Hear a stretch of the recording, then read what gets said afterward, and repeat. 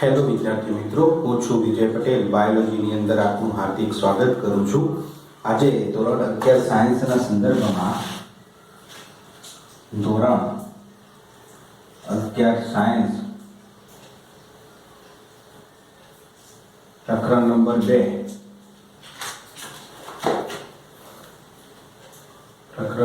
2 આપણે ગયા વિડીયોની અંદર ફૂગ વિશે વાત કરી હતી. ફૂગના સામાન્ય લક્ષણો વિશે આપણે અભ્યાસ કરી ગયા હતા. આ જે ફૂગના સામાન્ય લક્ષણોની અંદર એ પ્રજનનના સંદર્ભમાં એ આગળ વધવાનો છે. ફૂગ એ કઈ રીતે પોતાનો વંશવેલો આગળ વધારે છે, કઈ રીતે એ પ્રજનનની ઘટના કરે છે, એના અનુસંધાનમાં ફૂગ એ વાનસ્પતિક પ્રજનનની ક્રિયા એ કરતી હોય છે. વાનસ્પતિક પ્રજનનની અંદર આગળ આપણે જોઈ ગયા એ પ્રમાણે પ્રથમ ચેપ્ટરમાં વાનસ્પતિક પ્રજનનમાં એ અવખંડન, પાચન,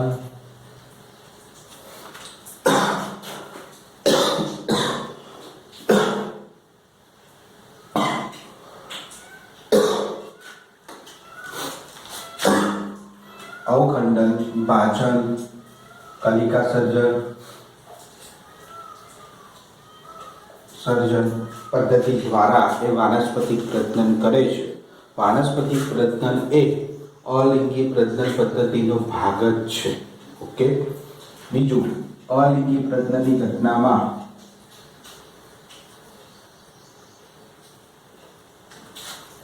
એ બીજાણુ નિર્માણની ઘટના,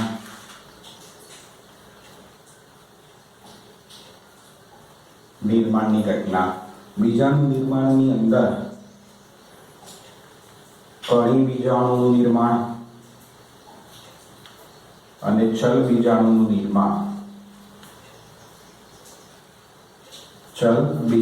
નિર્માણ એ અલિંગી પ્રજનન પદ્ધતિની અંદર એ મોસ્ટ ઓફલી ફૂગની અંદર એ જોવા મળતું હોય છે. લિંગી પ્રજનન પણ કરે છે.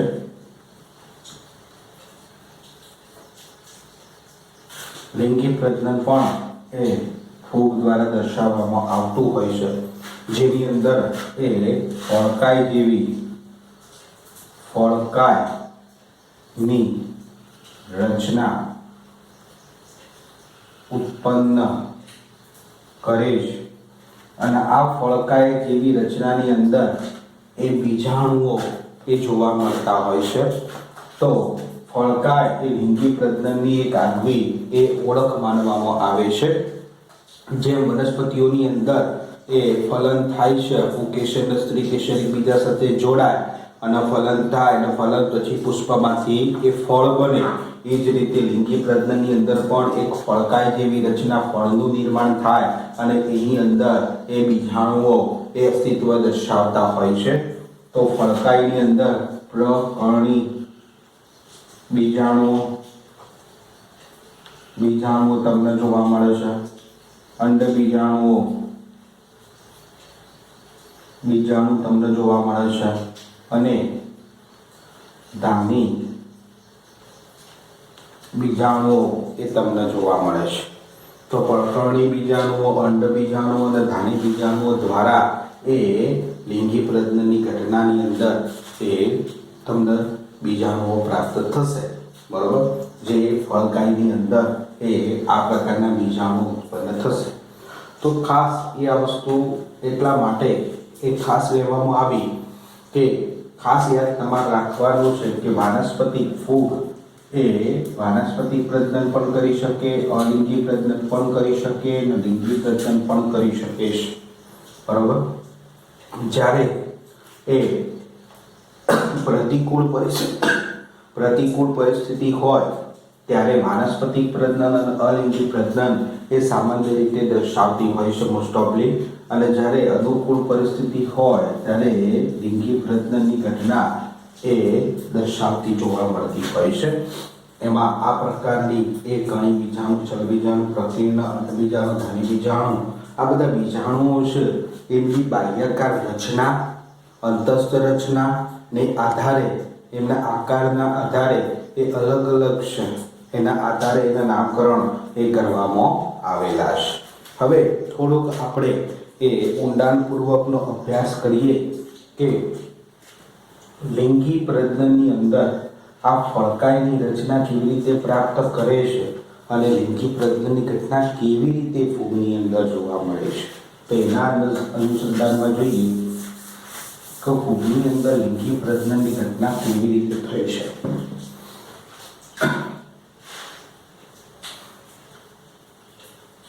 ફૂગમાં લિંગી પ્રજનન આપણે ગયા વિડીયોની અંદર કવક સૂત્ર વિશે વાત કરી હતી, કવક જાળ વિશે વાત કરી હતી, બરોબર. તો એવા કવક સૂત્રો હોય, કવક સૂત્ર હોય, એ કવક સૂત્ર, બે કવક સૂત્ર એ લિંગી પ્રજનનની અંદર સંકળાય છે.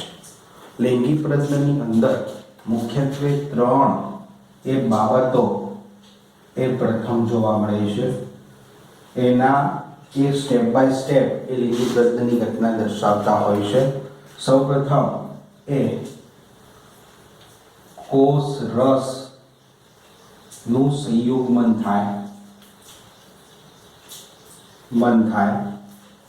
પછી કોષ કેન્દ્ર નું સંયુગ્મન થાય અને પછી એ અર્ધીકરણની ઘટના થાય.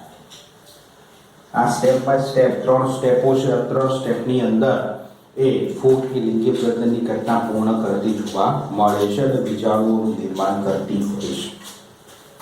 સૌપ્રથમ કવક સૂત્રો હોય, કવક જાળની અંદર બે કવક સૂત્ર, દાખલા તરીકે અહીંયા હું આકૃતિ દોરું છું, આકૃતિ ઉપરથી તમને થોડુંક વધારે ખ્યાલ આવશે. આ એક કવક સૂત્ર છે,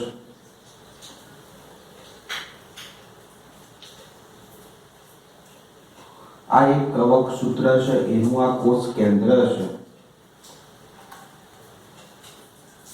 આ કોષ રસ છે.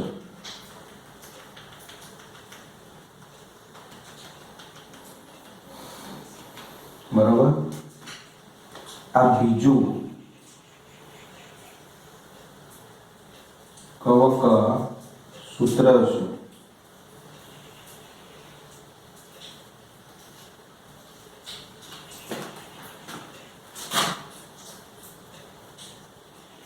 એનું કોષ કેન્દ્ર, આ એનો કોષ રસ છે.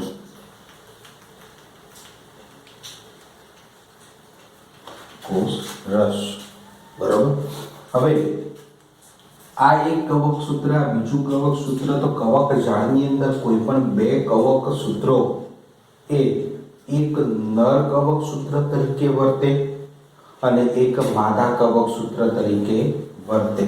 તો દાખલા તરીકે આ નર કવક સૂત્ર છે અને આ માદા કવક સૂત્ર છે.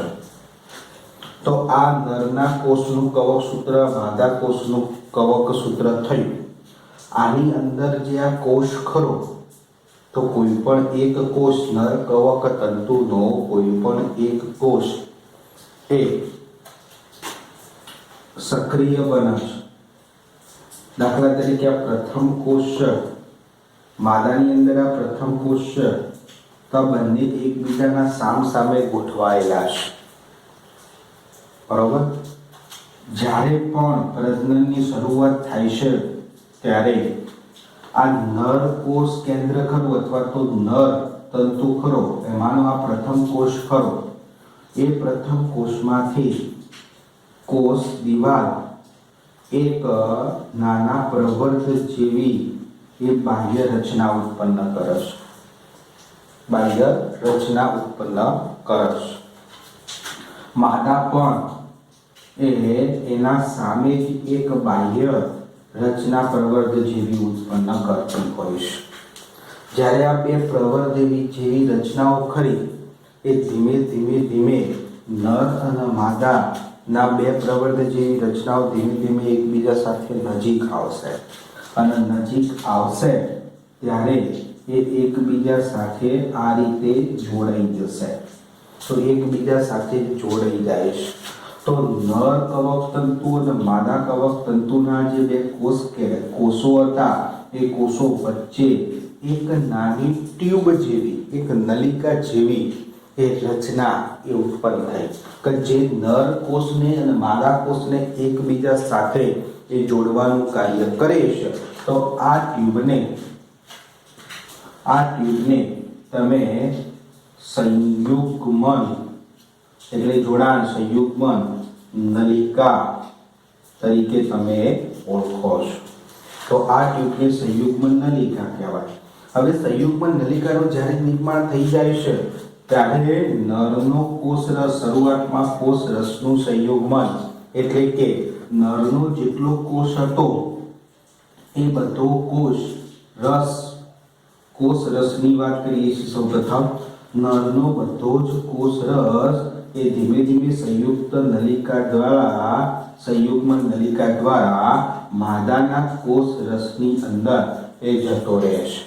એટલે માદાની અંદર જેટલો કોષરસ હોય એના કરતા કોષરસનું પ્રમાણ 2 ગણું વધી જાય છે. કેમ? નરનો કોષરસ માદાના કોષરસ સાથે આવે છે. એટલે માદાની અંદર જે પહેલા કોષરસ હતો એના કરતા નરનો કોષરસ ઉમેરવાના કારણે ડબલ થઈ જાય છે. તો આ કોષનું કદ પણ વધે. ખ્યાલ આવ્યો? હવે કોષરસ જ્યારે આવતો હોય છે ત્યારે એની સાથે સાથે કોષરસની અંદર, નરની અંદર એ કોષ કેન્દ્ર પણ છે. આ કોષ કેન્દ્રને નરની અંદર જે કોષ કેન્દ્ર જોવા મળે છે એને તમે નરજન્યુ તરીકે શબ્દ વાપરી શકો. નરજન્યુ. તો આ નરજન્યુ છે અને માદાની અંદર જે કોષ કેન્દ્ર છે એને માદાજન્યુ તરીકે ઓળખાય. તો માદાજન્યુ અને આ નરજન્યુ.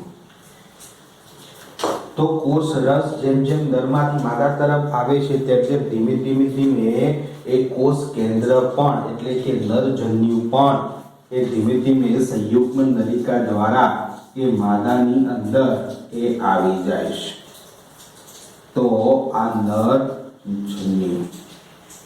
તો હવે તમે જોઈ શકો છો કે કોષરસ આવી ગયો અને સંયુગ્મન નલિકા દ્વારા એ કોષરસ આવી જાય છે અને નરજન્યુ પણ આવી જાય છે. તે માદાની અંદર એ નરજન્યુ અને માદાજન્યુ બંને અને કોષરસ એ એકઠો થાય છે.